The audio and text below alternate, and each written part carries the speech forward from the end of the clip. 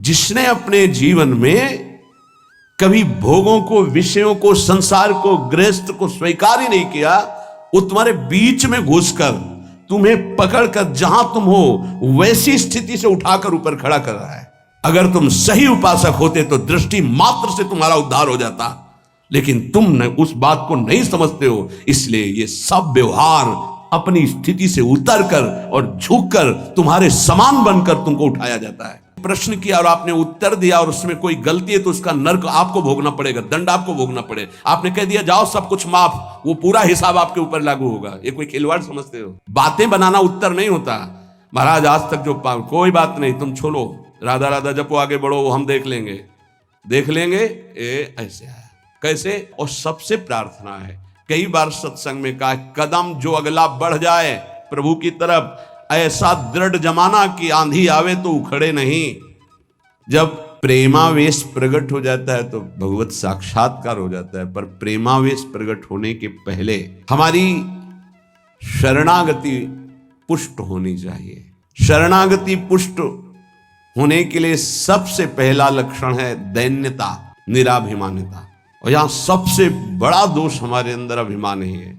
मैं विद्वान हूं, मैं भगत हूं, मैं अमुक हूं, ऐसा दीनता हमारे प्रभु के मार्ग में, प्रेम मार्ग में सबसे पहला लक्षण आना चाहिए। शरणागत भक्त का दैन्य स्वभाव होना चाहिए। जो जितना झुकता है वो उतना महान होता है। झुकने वाला ऐसा नहीं कि जिसके प्रति झुक रहा है वो महान है, ऐसा नहीं। जो झुक रहा है वो महान है, दैन्यता। दूसरा है निष्कपटता। हमारे प्रभु की शरणागति की पुष्टता के लिए, शरणागति के तो अलग भाव वर्णन, हमारी शरणागति पुष्ट रहे, नष्ट ना हो। भगवत शरणागति पुष्ट तो भगवत प्रेम निश्चित प्रकाशित होता है। उपासक को देखना चाहिए कि दैन्यता है कि अभिमान है हृदय में। दैन्यता का स्वरूप है किसी भी तरह से हमें गाली दी जाए, अपमान किया जाए, निंदा किया जाए, तिरस्कार किया जाए तो मुझे ऐसा ही लगे कि मैं ऐसा ही हूं, इसी का पात्र हूं। उसे दैन्यता कहते हैं। वाणी से हम माइक से बोलेंगे कि हम अधम हैं, बड़े नीच हैं, बड़े ऐसे हैं, ये भी दैन्यता की भाषा है। और हाथ जोड़कर प्रणाम मुद्रा में रहेंगे, ये भी दैन्यता की मुद्रा है। लेकिन यहां हृदय की दैन्यता को कह रहे हैं कि जब कोई दूसरा कहे तू नीच है, अधम है, पाखंडी है, दंभ करता है, भक्ति नहीं है, और अपने को सीधी बात ये लगे कि सही बात है, मैं ऐसा ही हूं, इसे दैन्यता कहते हैं। शरणागति हमारी जो विक्षिप्त हो जाती है, जो दोषयुक्त हो जाती है, जो पूर्ण नहीं हो पाती शरणागति, उसका कारण देहाभिमान, उसका कारण गुणाभिमान, साधनाभिमान, इनमें से कोई न कोई अभिमान होता है। इसलिए कह रहे सबसे पहला लक्षण बाबा की विचार में दैन्यता, और ये बहुत प्रिय है दैन्यता भगवान को। दूसरी है निष्कपटता। कपट नहीं रखना चाहिए। हरि और गुरुदेव, हरि गुरु चरण सेवा अनुसरहु, अर्चन बंदन संतत करहु, दास संतन कर शुक्ला। हृदय में कम से कम एक जगह तो निष्कपटता आ ही जाए गुरुदेव भगवान से। पर ये बहुत छलिया मन है, ये सर्वज्ञ प्रभु से भी छल करना चाहता है, बहुत छलिया है। अगर हमारी शरणागति का अपहरण कोई करता है तो अभिमान और कपट। दूसरा जब निष्कपटता है तो कपट अगर है तो हमारी शरणागति ढक जाएगी। मोहि कपट छल छिद्र न भावा, मेरे प्रभु कह रहे हैं। यही दरबार दीन को आदर, पक्की बात। पहला है दैन्यता, दूसरा है निष्कपटता। शरणागत उपासक के हृदय में कपट नहीं। कपट का मतलब होता है कि मुख से कुछ और बोल रहे हैं और हृदय में कुछ और है। ये कपट प्रायः अपने लोग बहुत अच्छी तरह हृदय में सजा के रखते हैं, इसलिए शरणागति पुष्ट नहीं होती। निष्कपटता, जैसे का वैसा, बिल्कुल गुरु के सामने, प्रभु के सामने, उसमें। तीसरा सत्यता। वाणी में सत्य, हृदय में सत्य, आचरण में सत्य। सत्य धर्मयुक्त, असत्य संपूर्ण संसार के भोग और संबंध है। किसी भी संबंध और भोग में प्रियता है तो शरणागति का अपहरण हो जाएगा। सत्य श्री भगवान, नाम, धाम, लीला, रूप, प्रेमी जन, इसके अलावा सब मिथ्या। जितना कुछ देख रहे हो परिणाम देखा जाता है, परिणाम में सब झूठा। चौथा, सर्व समर्पण। सर्व शब्द लगा हुआ है, तन मन प्राण एक एक वृत्ति केवल अपने शरण की तरफ। यहां सर्व समर्पण नहीं होता, समर्पण होता है पर सर्व समर्पण नहीं होता। सर्व समर्पण कुछ हमारी पर्सनल वृत्तियां हैं, कुछ हमारी शर्तें हैं, कुछ हमारा है, तो सर्व समर्पण नहीं। सर्व समर्पण दशरथ जी महाराज के श्रीमुख के वचन, नाथ सकल संपदा तुम्हारी, मैं सेवक समेत सुत नारी। सर्वस्व। जहां कहीं शरणागति पुष्ट पाई गई तो सर्व समर्पण वाले की, वो चाहे राजा ही क्यों न हो, महाराज शिवाजी, वीर शिवाजी, समर्थ गुरु रामदास जी, सर्व समर्पण, पीपा जी सर्व समर्पण। कैसा शरणागति पुष्टता का ये लक्षण, सर्व समर्पण। पीपा जी महाराज राजभाव में अपने सब राज वैभव के साथ गुरुदेव श्री रामानंदाचार्य जी के, तो वहां तो पार्षद खड़े रहते थे, सहज में ऐसे थोड़ी मिल सकते हैं आप। जाके प्रार्थना की, कह दो कि महाराज पीपा जी आए हैं और स्वामी जी के चरणों के दर्शन करना चाहते हैं। जाके सूचना दी, वहां जाके कह दो कि हाँ, राजा महाराजाओं की कोई आवश्यकता नहीं। स्वामी जी साक्षात भगवान का स्वरूप रामानंदाचार्य जी आए और उनका महाराज का आदेश है कि हाँ, किसी राजा महाराजा की जरूरत नहीं। उनको लगा मेरे से कोई गलती हो गई।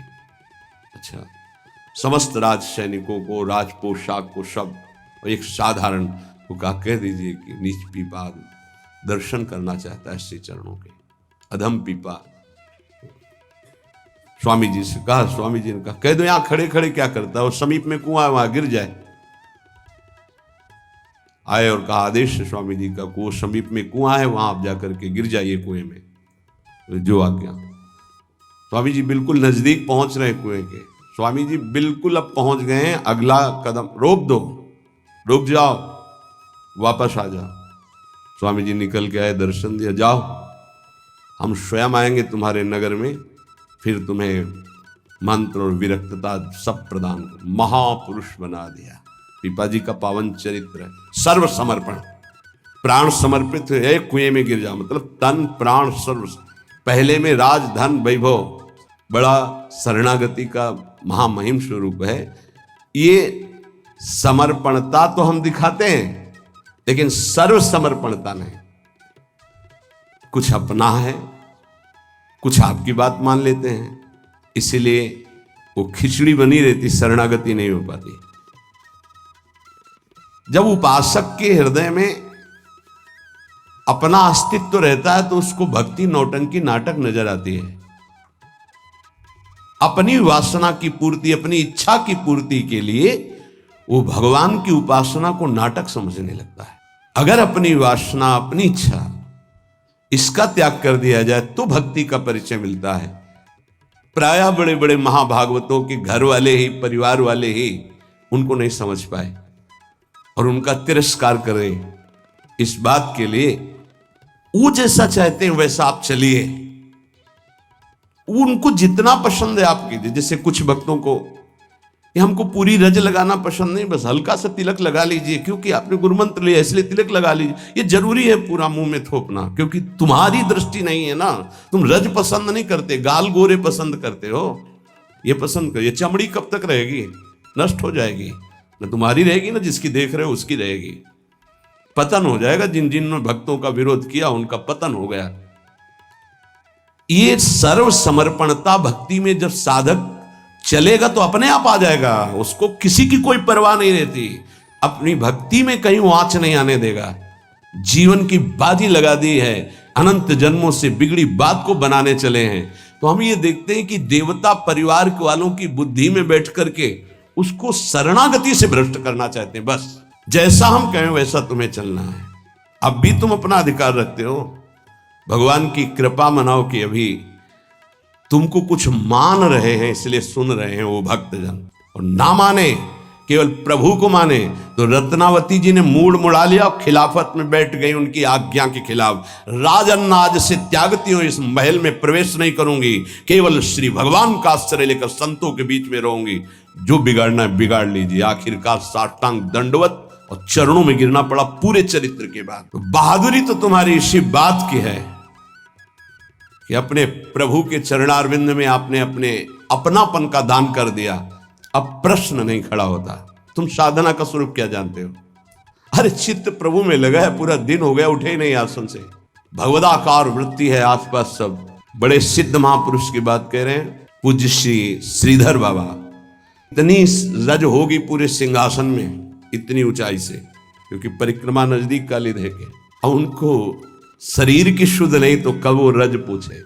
मच्छरदानी लगी थी, मच्छर क्या पूरा हाथ चला जाए, और 10-5 छिपकली उस मच्छरदानी में चिपकी रहती थी।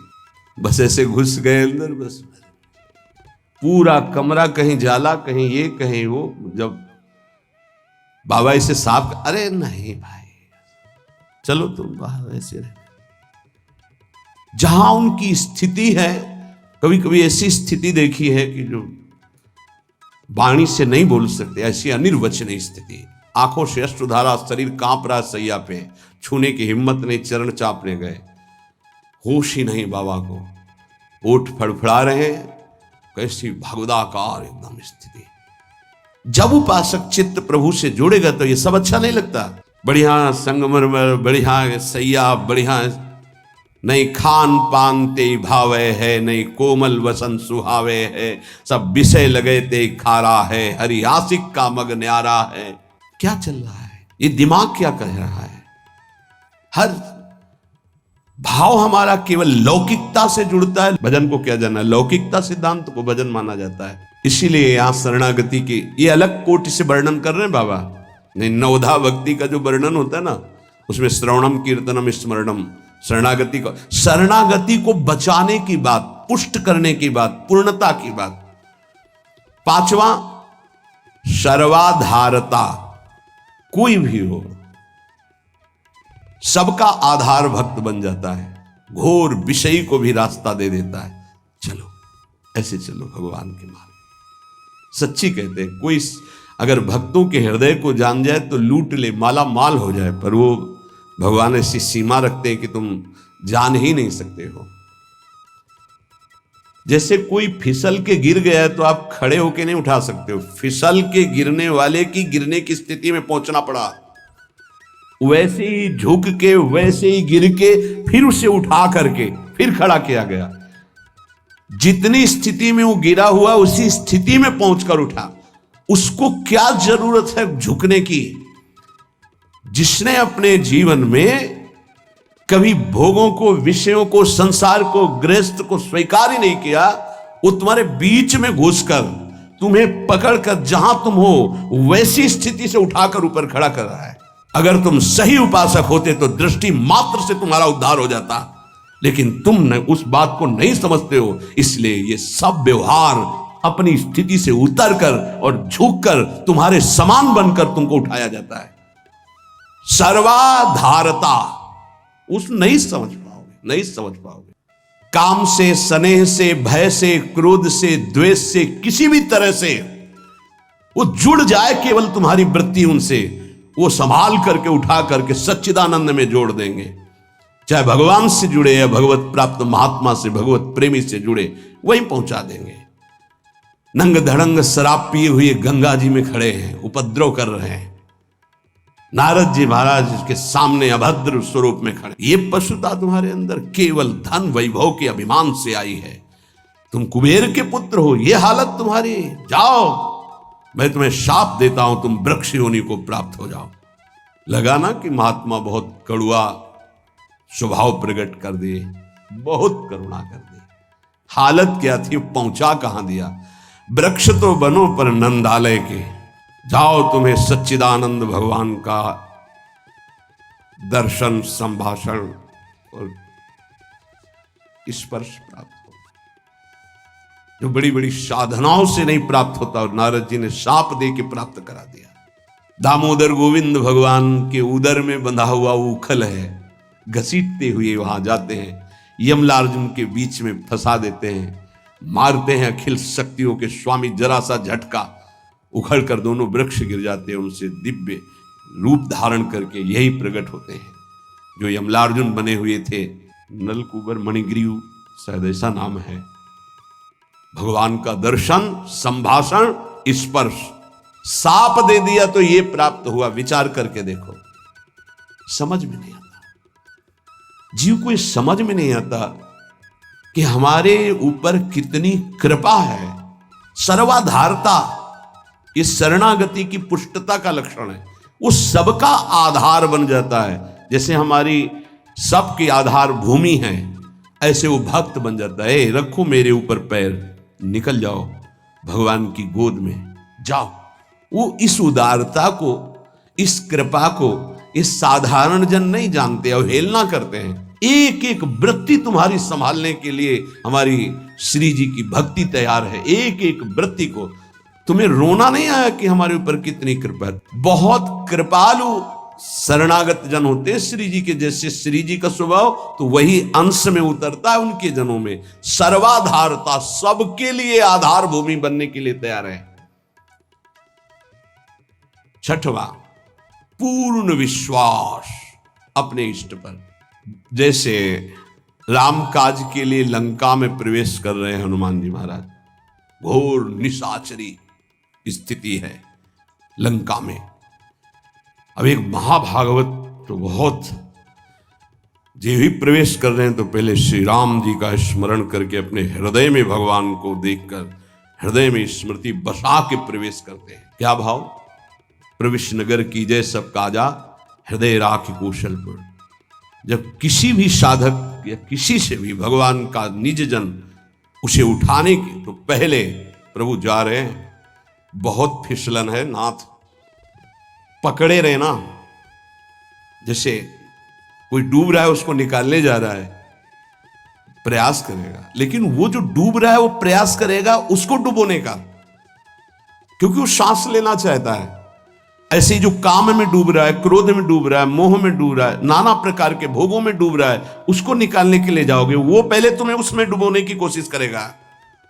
तुम्हारे अंदर काम, तुम्हारे अंदर क्रोध, तुम्हारे अंदर लोभ, क्योंकि उसी वृत्ति से वो अपना भाव स्वीकार करेगा। तब श्री जी से पहले बात होती, श्री जी, हे प्रभु, हे प्रियाजू, बहुत फिसलन की जगह में आपकी सेवा कार्य होने जा रहा है। उस जीव को पकड़कर उसकी वृत्ति को आप तक, स्वामी आप पकड़े रहना, आप ऐसे पकड़ो, हम ऐसे पकड़ते हैं, तब हो सकता। अगर आपने छोड़ दिया तो बहुत फिसलन में है, गिरने की संभावना है। पूर्ण विश्वास, दृढ़, मेरी स्वामिनी इसका मंगल करके रहेंगी। सातवां, सर्वाराध्यता। ऐसा भाषण, ऐसी चेष्टा, ऐसा व्यवहार कि वो सबके द्वारा पूजनीय बन जाए। इस शरणागति का सातवां लक्षण सर्वाराध्यता। उपासक का ऐसा स्वभाव, ऐसा व्यवहार, मृदुता कि सब उसकी आज्ञा का पालन करने लगे। ऐसी इस शरणागति की पूर्णता का स्वरूप सर्वाराध्यता। हंस बोले बहुमान दे। सर्वाराध्यता ये उनका गुण होता है। नहीं नहीं, कोई बात नहीं, आप ऐसा शांत हो जाइए, आप कोई बात नहीं, बहुत सावधान। शरणागति कोई खिलवाड़ नहीं, और शरणागति हो गई तो सब पूर्ण हो गया। अखिल लोक चूड़ामणि भगवान शरणागत के अधीन हो जाते हैं। अहम भक्त पराधीन हो। आठवां है अनन्यता। अपने इष्ट की, कल एक उपासक की परीक्षा का समय आता है, छमाही सालाना चर्चा हो। उसका शब्द था कि शरीर छोड़ना मेरे लिए सहज है, लेकिन उपासना के विषय में एक भी शब्द में किसी से भी, चाहे वो रिश्ता हो, संबंध हो, स्वीकार नहीं कर सकते। बहुत देखा, बहुत सुना, बहुत सब। अब उपासना के विषय में अगर मेरी उपासना में कोई बाधा पड़ेगी तो मैं सब कुछ छोड़ सकता हूं। शरीर छोड़ना मेरे लिए सहज, उपासना नहीं। उपासना में अगर कोई नहीं, बस इस बात से उस समय तो नहीं कहा जाता बड़ाई कि हाँ शाबाश, नहीं, ठीक है, ठीक है, अच्छे विचार। और एकांत में जब मनन होता है तो आशीष निकलता है। हाँ, ऐसे ही अपने आराध्य देव की अनन्यता पे फर्क नहीं पड़ना चाहिए, इसी से भगवत प्राप्ति होती है। ये 4 दिन के पति पुत्र परिवार के संबंध हैं, अनंत काल का संबंधी मेरा उससे मिलने का अवसर आया है। आप ये सब माने हुए नहीं, जो है उनके लिए है। प्रभु मेरे प्रीतम, मेरे पति, मेरे प्राणनाथ, मेरे जीवन, ये माने हुए हैं। 30 वर्ष पहले तुम जानते भी नहीं थे कि कौन है जिनको तुम पति पुत्र परिवार प्रीतम क्या क्या भाव, और 30 वर्ष बहुत बहुत प्लस और जोड़ लीजिए, इसके बाद खाक में मिल जाएगा तुम्हारा तन और उनका भी तन। ना वो संबंध रहेगा, ना वो परिचय रहेगा। संबंध भी नहीं रहेगा, परिचय भी नहीं रहेगा। तो परिचय जिससे बनाने आए हैं अब ये जन्म केवल उनके लिए। ऐसा नहीं है कि कोई भक्ति में चले तो रसगुल्ला और रबड़ी यही खाते भक्ति होती, वो एक अलग भक्ति होती है। जैसे आपकी साधना बढ़ेगी तो आपके साथ विरोध शुरू होगा, और अगर विरोध में वही स्थिति रही, एक रस अनन्यता, तो आपकी सिद्धि नहीं। तो क्या बिगाड़ा था देवर विक्रम का? पूरे जीवन भर वो विरोध। क्या बिगाड़ा था नरसिंह मेहता जी ने अपनी भाभी का? जीवन भर भारी विरोध। क्या बिगाड़ा था विभीषण जी ने रावण का? भला ही तो कर सभा में लात मार के भगा दिया।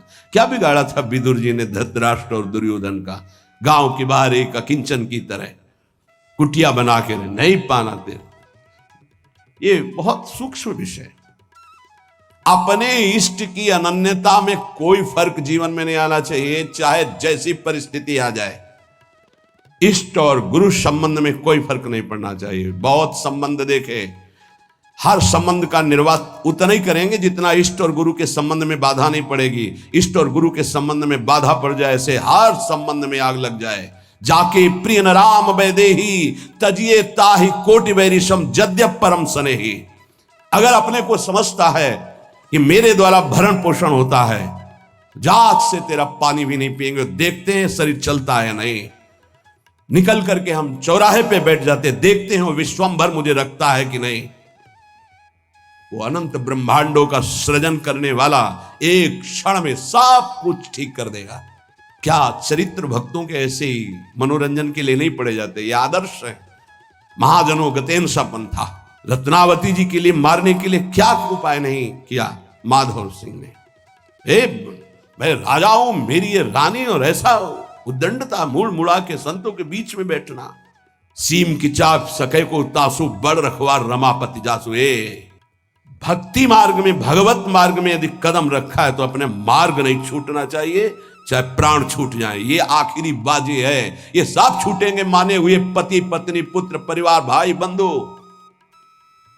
इनका कोई अस्तित्व तो नहीं है। आज नहीं तो कल ये छूटेंगे ही। लेकिन जिनके लिए जन्म जन्मांतर से भटक रहे उन प्रभु को नहीं। अगर तुम्हारी समझ में आ रही हो तो बात पकड़ लो। तजो पिता प्रहलाद विभीषण बंधु भरत महतारी गुरुबल तजो कंत ब्रज बनितन भे मुद मंगलकारी। स्वयं मंगल नहीं, सबका मंगल करने वाले वो महापुरुष बन गए जिन्होंने भगवान के आश्रय में। मेरे कारण मेरे प्रभु श्री राम को 14 वर्ष का वनवास, मेरे को राजगद्दी। जा पापिनी, आज से तेरा कभी मुख नहीं देखूंगा और कभी मां नहीं कहूंगा, भरत जी ने कहा। साष्टांग दंडवत पिताश्री कह के प्रहलाद जी बात करते थे हिरण्यकश्यप से। जिस समय भगवान के मार्ग का विरोध किया तो कहा, जा आज के बाद कभी पिता नहीं, दैत्यराज, ऐसे संबोधन। 5 वर्ष का बालक। कहीं भक्ति में प्रभु के संबंध में कोई भी संबंध बाधा पहुंचावे तो भगवत संबंध नहीं छोड़। जहां तक हमारी भक्ति की पुष्टता है वहां तक हम निर्वाह कर सकते हैं। अगर हमारी भक्ति के नष्ट होने का विषय आता है तो तजिए ताहि कोटि वैरिशम जद्यप परम स्नेही। अगर निष्ठा पकड़ पाओगे तो पार हो जाओगे, नहीं अपने और परिवारजनों के और सगे संबंधियों के हृदय में ही दैवी माया प्रेरणा करती है कि आप इसके मार्ग को रोकिए और भ्रष्ट कीजिए। हमारी बात को पकड़ लेना। जाके प्रिय न राम वैदेही तजिए ताहि कोटि वैरिशम जद्यप परम स्नेही। हम उतनी अनुकूलता आपको देने के लिए तैयार हैं जितने से हमारी भक्ति सुरक्षित है। और हमारी भक्ति में बाधा पड़ेगी तो हम अपने शरीर को भी बर्दाश्त नहीं करेंगे, फिर आपकी बात क्या है? ये उपासक के हृदय में होना चाहिए। ये अगर आराध्य देव की निष्ठा में ये बात नहीं तो फिर क्या बात है? फिर है ही क्या बात है? फिर तो वास्तविक नाटक हो गया, जीवन नाटक हो गया। आप समझ नहीं सकते तुम क्या शरणागत होते हो, वो शरण तुम्हारे लिए समर्पित हो जाता है, तुम समझ ही नहीं पाते हो। बड़ा विचित्र खेल है। इसीलिए प्राय इस झंझट में नहीं फंसते, अपनी मस्ती में रहने के लिए इस झंझट में नहीं फंसते। गुरु चेला और समाज कल्याण और उद्धार, जाओ तुम अपने प्रवाह में बहो, हम अपनी मस्ती में हैं। सुने न काहू की कही, कहे ना अपनी बात। पर जब सेवा मिलती तब हम आपसे प्रार्थना करते हैं। जब तक भगवत साक्षात्कार स्वयं का ना हो जाए तब तक कभी किसी को शिष्य ना बनाए। ये नियम ले ले, ये गांठ बांध ले। नहीं तुम गुरु बनोगे कि तुम उसके चेला बनोगे, फाइनल में कुछ पता नहीं है। पक्का जानते हो संतों को जो पीड़ा होती है किसकी होती है? ये प्रसाद मिलता है, इनको क्या पता? यही प्रसाद। अगर आपको प्रमाण मानकर किसी ने प्रश्न किया और आपने उत्तर दिया और उसमें कोई गलती है तो उसका नर्क आपको भोगना पड़ेगा, दंड आपको भोगना पड़ेगा। आपने कह दिया जाओ सब कुछ माफ, वो पूरा हिसाब आपके ऊपर लागू होगा। ये कोई खिलवाड़ समझते हो? उत्तर दे देना कोई खिलवाड़? बातें बनाना उत्तर नहीं होता। महाराज आज तक जो कोई बात नहीं, तुम छोड़ो, राधा राधा जपो, आगे बढ़ो, वो हम देख लेंगे। ऐसे आया कैसे? जैसे महाप्रभु चैतन्य देव ऐसे करके गंगा जल में खड़े करके पाप ले रहे हैं, तो उन्हीं के चरण आश्रित हैं भक्तजन, उसी प्रेमावतार, उसी भगवत स्वरूपों के। आप क्या जानते हो इस रात से? जो आज तुम चैन से मुस्कुराकर बात करते हो तो तुम्हारे जीवन में कुछ ट्रांसफर हुआ है। तुम्हारा उधर और उधर का उधर। अगर जान जाओ तो रोते रहोगे कि हम पर कितनी कर, फिर भी हम उनकी अवहेलना करते हैं। सच्ची कहते हैं कि हमारी बड़ी दुर्दशा है हम लोगों की कि हम ऐसे गुरुजनों का, ऐसे कृपालु आराध्य देव की कृपा की अवहेलना करते हैं। वो कृपा पे कृपा करते जा रहे हैं, हम उनकी अवहेलना पे अवहेलना करते चले जा रहे हैं। वो समेट करके आपको इसी जन्म में भगवत प्राप्ति करना, आप फैलाकर अनेक जन्मों के लिए इतिहास रचना चाहते हैं। बड़ा विचित्र खेल, बहुत विचित्र खेल। इसीलिए जो चतुर सुजान होते हैं वो इस गुरु चेला के संबंध में नहीं फंसते। हमारी सामर्थ्य नहीं प्रभु, किसी और को बनाइए। राधा राधा राधा। और भगवान की लीला होती है, ये जो सेवा मिलती तो सामर्थ्य देते, उन्हीं का कृपा प्रसाद। पर हम इतना जरूर कहते हैं, जब तक भगवत साक्षात्कार ना हो जाए तब तक किसी को शिष्य ना बनावे। पक्की बात, शिष्य बनाना कोई मजाक नहीं है। हरे शिष्य धन शोक न हरे, सो गुरु घोर नरक मा परे। जैसे किसी की बेटी सयानी हो जाए तो ब्याह के लिए पिता की चिंता बढ़ जाती है, चाहे वो जनक जी जैसे ही क्यों ना ज्ञानी हो। ऐसे ही शिष्य बनाने के बाद पूरा भार गुरु के ऊपर आ जाता है। इसका आचरण पवित्र हो, इसका जीवन श्री जी से मिले, इसका कैसे स्वभाव बदले, ये कैसे निष्काम बने। आपने जो संबंध बनाया उस संबंध को पूर्ण कर लो, श्री जी से मिल जाओ। ये बड़े बड़े जो महापुरुष दैन्य भाव से आपको प्रार्थना करते हैं कि मैं आपसे प्रार्थना करता हूं भाई, हे सखे, हे मित्र, ये हम समझ नहीं पा रहे। सर्वाधारता, पूर्ण विश्वास, सर्वाराध्यता और 8वां अनन्यता और 9वां निज स्वरूप सामर्थ्य विस्मरण। ये शरणागति, पूर्ण शरणागति, निज स्वरूप सामर्थ्य विस्मरण, ये प्राय प्रेमी जनों में पाई जाती है। अपार सामर्थ्य है, लेकिन एक साधारण आदमी उनको अपमानित करके चला जाता है, कभी दंड विधान नहीं करते। करत जे अनुसैन निंदक, तिनहु पे अनुग्रह कियो। निज स्वरूप विस्मरण। आराध्य देव में इतनी तन्मयता कि मैं आराध्य देव का चिंतन कर रहा हूं, ये भी भूल गए। ब्रह्म नहीं, माया नहीं, नहीं जीव नहीं काल, अपनी ही सुदिन आ रही एक ये नई बात बाबा से मिली है। जो 9 शरणागति के स्वरूप जिसे 9 शास्त्र में जब पढ़ो तो श्रवणम कीर्तनम स्मरणम विष्णुपाद सेवनम अर्चनम वंदनम दास्यम सख्य आत्मनिवेदनम, पर पूज्य पाद उड़िया बाबा जी ने पहला दैन्यता, दूसरा निष्कपटता, तीसरा सत्यता, चौथा सर्वसमर्पण, पांचवा सर्वाधारता, छठवां पूर्ण विश्वास, सातवां सर्वाराध्यता, आठवां अनन्यता, नवां निज बल निज स्वरूप विस्मरण। निज बल निज स्वरूप विस्मरण, कोई तपस्या का बल, साधना का बल, इसका स्मरण नहीं, अपनी विस्मृति नहीं, एक रहे हो नंदलाल।